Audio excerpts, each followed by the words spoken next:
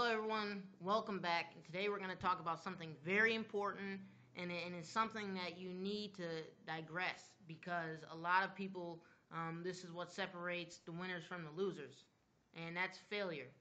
Um, like I said in previous videos, I have been an entrepreneur since probably the age of 7 when my parents first got into Primerica Financial Services, which is now part of Travelers.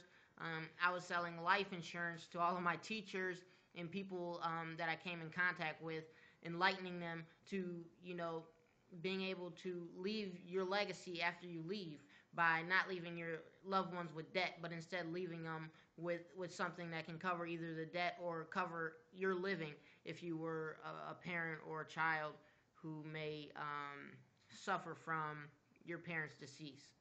So, like I said, I've been in the entrepreneur mindset since I was around the age of 7. I can say from the age of 7, I have went through hundreds of endeavors, and I've had some success and some failures. But the successes, I can learn from, and you can be like, hey, next time I can build upon this success because I know it works, right? Well, what happens when you have a failure? A lot of people think of failure as a dead-end road. And really, an entrepreneur is not going to look at failure as a dead end, but an entrepreneur is going to look at failure as opportunity. So I need you to get out of your comfort zone because, a lot of what being an entrepreneur is stepping outside of your comfort zone and not accepting what society tells you. Society tells you that failure is bad.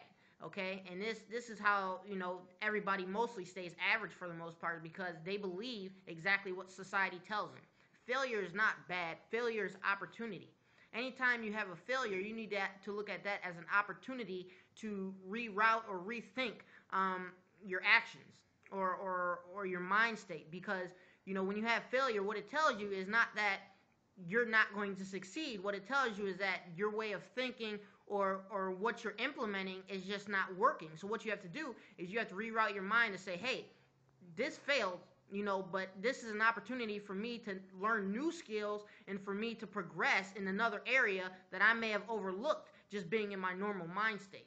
So I don't want anybody to think of themselves as, oh, I've failed at this business or I failed at this opportunity, that's the end of the road. Really, it's the beginning. Failure is the beginning to a long path, which is ultimately your end goal or success. Along the way, you're going to have several, lines of failure, but those are going to just reroute you to ultimately get into what you're trying to get to at the end or your end goal or your end vision. So today's topic and today's word that I want all of you to relook at is failure.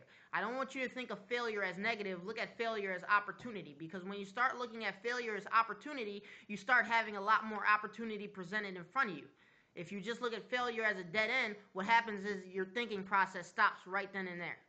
So look at failure as not an end, but a beginning to your financial success.